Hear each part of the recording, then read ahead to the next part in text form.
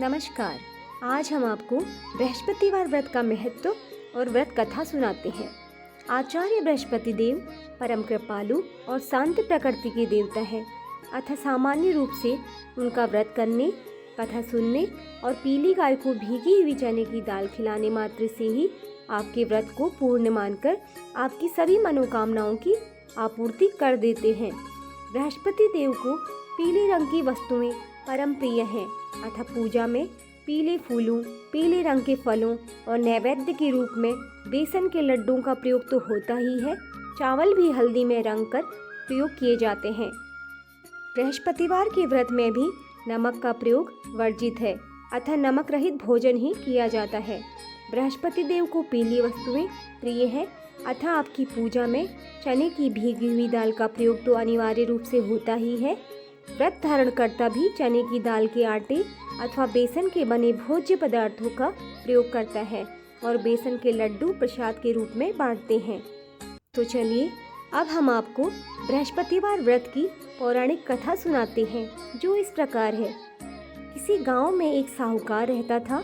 उसके घर में अन्न, वस्त्र और धन किसी की भी कोई कमी नहीं थी, परंतु उसकी स्त्री बहुत ही कृपण थी, किसी भिक्षुक को कुछ नहीं देती, सारे दिन घर के कामकाज में लगी रहती।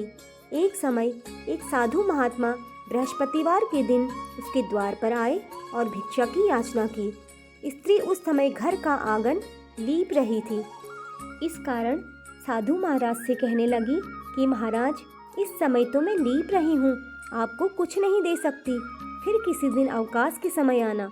साधु महात्मा खाली हाथ चले गए। कुछ दिन के पश्चात वही साधु महाराज आए और उसी तरह भिक्षा मांगी। साहूकारनी उस समय लड़के को खिला रही थी। कहने लगी, महाराज मैं क्या करूं, अवकाश नहीं है, इसलिए आपको भिक्षा में कुछ नहीं दे सकती। तीसरी बार महात्मा आए तो उसने उन्हें उसी तरह से टालना चाहा, परंतु महात्मा जी कहने लगे कि यदि तुमको बिल्कुल ही अवकाश हो जाए तो मुझको भिक्षा दोगी। साहूकारनी कहने लगी, हाँ महाराज, यदि ऐसा हो जाए तो आपकी बहुत कृपा होगी। साधु महात्मा जी कहने लगे कि अच्छा, मैं एक उपाय बताता हूँ। तुम बृहस्पतिवार को दिन चढ़ने पर उठो और सारे घर में झाड़ू लगाकर कूड़ा एक कोने में जमा करके रख दो। घर में चौका इत्यादि मत लगाओ। फिर स्नान आदि करके घर वालों से कह दो उस दिन सब हजामत अवश्य बनाएं। रसोई बनाकर चूल्हे के पीछे रखा करो, सामने कभी न रखो। सायंकाल को अंधेरा होने के बाद दीपक जलाया करो तथा बृहस्पतिवार को पीले पीले वस्त्र मत धारण करो, न पीले रंग की चीजों का भोजन करो। यदि ऐसा करोगी तो तुमको घर का कोई काम नहीं करना पड़ेगा।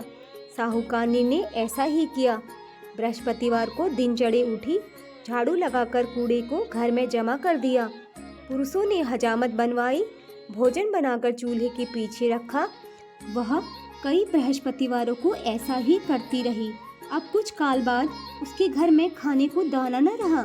थोड़े दिनों में वही महात्मा फिर आए और भिक्षा मांगी, परंतु सेठानी ने कहा कि महाराज, मेरे घर में तो खाने को अन्न भी नहीं, आपको क्या दे सकती हूँ। तब महात्मा ने कहा कि जब तुम्हारे घर में सब कुछ था तब भी तुम कुछ नहीं देती थी, अब पूरा पूरा अवकाश है तब भी कुछ नहीं दे रही हो, तुम क्या चाहती हो वह कहो। तब सेठानी ने हाथ जोड़कर प्रार्थना की कि महाराज, अब कोई ऐसा उपाय बताओ कि मेरे पहले जैसा धन धान्य हो जाए। अब मैं प्रतिज्ञा करती हूँ कि अवश्यमेव जैसा आप कहेंगे वैसा ही करूँगी।